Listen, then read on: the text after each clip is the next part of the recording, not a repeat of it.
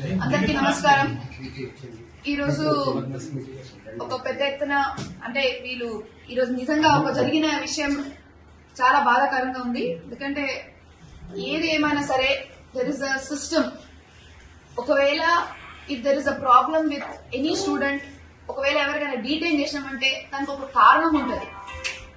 మనకేదో we are running a యూనివర్సిటీలో bias అని ఉండదు. వీళ్ళ మనోళ్ళు, వీళ్ళ బయటోళ్ళు, వీళ్ళకి డీటైన్ చేయాలి, వీళ్ళకి ముందు చేయాలని we are not such kind of thought process ఉండదు. ఎందుకంటే వీళ్ళు ప్రొఫెసర్స్, వీళ్ళు విద్యా బుద్ధి ఇస్తున్నారు. ఇంతమంది స్టూడెంట్స్ లో డీటైన్ అవ్వడం సహజం. It is not possible that everyone, and especially when they have been failing continuously. వాళ్ళు 5 times వాళ్ళకి ఛాన్స్ ఇచ్చి కూడా వాళ్ళు ఫెయిల్ అవుతున్నారు. అప్పుడు వాళ్ళకి డీటైన్ చేయాల్సి వచ్చింది. ఒకవేళ డీటైన్ చేసినా కూడా వాళ్ళు ఒక్కసారి ఒక రిటర్న్ ఒక రిక్వెజిషన్ పెట్టి గాని, లేకపోతే ఒక పద్ధతి ప్రకారంగా వచ్చి మా వీసీ గారితో మాట్లాడి, లేకపోతే మా సార్ డీన్ గారితో మాట్లాడి, ఇట్లుంది సార్, మాకు ఇంకొక ఏదైనా ఆప్షన్ ఇవ్వండి sir, we don't want to waste our career అని అంటే అది ఒక పద్ధతి ఉంటుంది. వచ్చిర్రు ధర్నా ఎందుకు, మ్యాన్ హ్యాండ్లింగ్ ఎందుకు, మన ఫ్యాకల్టీతో మ్యాన్ హ్యాండ్లింగ్ ఎందుకు? అక్కడ వచ్చి మనం అగ్రికల్చర్ కోసం వాళ్ళకి ఇండోర్ ప్లాంటేషన్ అవి అంతా వాళ్ళకి హైడ్రోఫోనిక్స్ పెడితే దానికి మొత్తం పలగొట్టడం కరెక్టా? మీరే చెప్పండి. మీరందరూ మీడియా మిత్రులు. I'm asking this question to you. మీ పిల్లలే ఇక్కడ ఉన్నారు అనుకోండి, ఇస్ ఇట్ సేఫ్? మేడం వాళ్ళు ఏం చెప్తున్నారంటే స్టూడెంట్స్ తోటి మాట్లాడితే ఈ అగ్రికల్చరల్ గా మమ్మల్ని ఇదంతా పాజిటివ్లీ నడుస్తున్నప్పుడు ఒక 20 మంది డీటైన్ చేసే కారణం ఏంటి? ఫస్ట్ తెలుసుకోవాలి. కారణం ఏంటిదంటే 5 సార్లు వాళ్ళకి ఛాన్స్ ఇచ్చినా కూడా వాళ్ళు ఒకవేళ ఫెయిల్ అయిపోతే will be they able to be a better agriculture. దాని పేపర్స్ ఉన్నాయి, దాని డాక్యుమెంట్స్ ఉన్నాయి, పిలుస్తాం. ఎవరి పేరెంట్స్ కి ప్రాబ్లం ఉంటే పేరెంట్స్ వచ్చి మాట్లాడుతున్నారండి. But it should not be a political agenda. And this is the situation between the student and the faculty and the management. వీళ్ళు ముగ్గురే దీంట్లో మాట్లాడాలి. అన్యాయం ఏం జరగలేదు. అండ్ అన్యాయం ఇట్లాంటి ఎన్నో కాలేజెస్, అట్లా అంటే ప్రతి ఒక్క కాలేజ్ లో డీటెయిల్ స్టూడెంట్ కి మీరు అక్కడ పోయి ఇట్లాంటి ధర్నా చేయాల్సి వస్తుంది. అది కరెక్టేనా? ఓన్లీ మల్లారెడ్డి యూనివర్సిటీలో మాత్రమే డిటైన్ చేసిరా? వేరే యూనివర్సిటీలో అటెండెన్స్ తక్కువ అయినా, ఫెయిల్ అయినా డిటైన్ చేయరా? చేస్తారు కదా.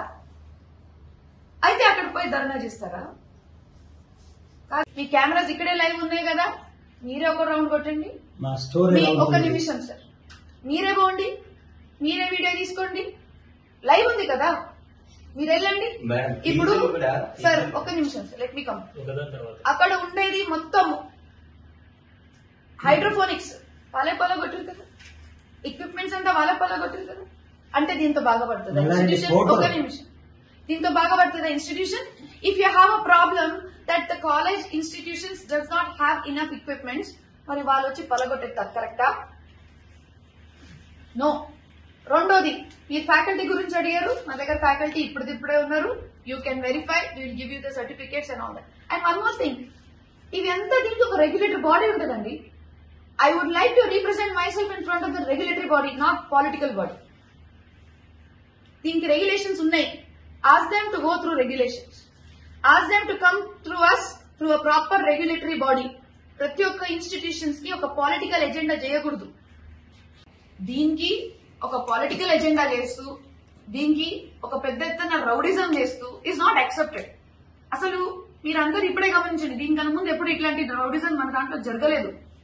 ఇప్పుడు ఎందుకు జరగాలి? నేను అడిగేది, ఒక ఇన్స్టిట్యూషన్ లో డీటైన్మెంట్ లేకపోతే స్టూడెంట్స్ ప్రాబ్లము ఉంటాయి.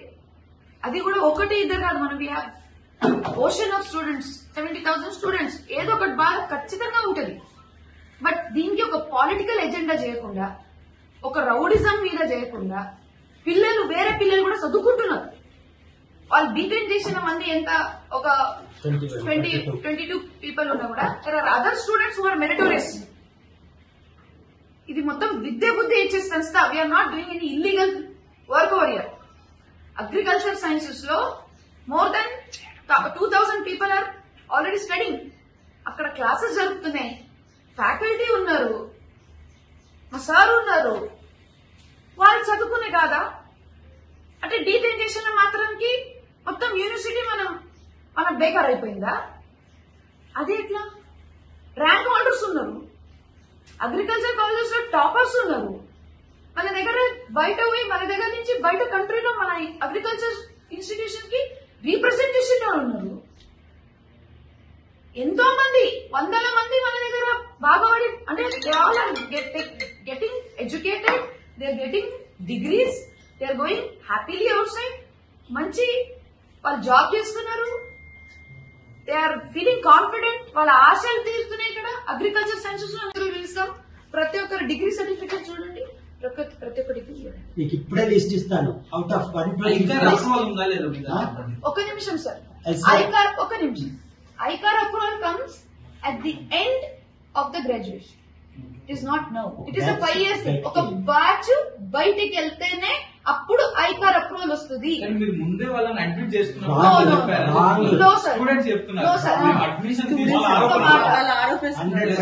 స్టూడెంట్స్ అంటే మీకు వచ్చిన స్టూడెంట్స్ ఎవరు? D10 స్టూడెంట్స్ మాత్రమే.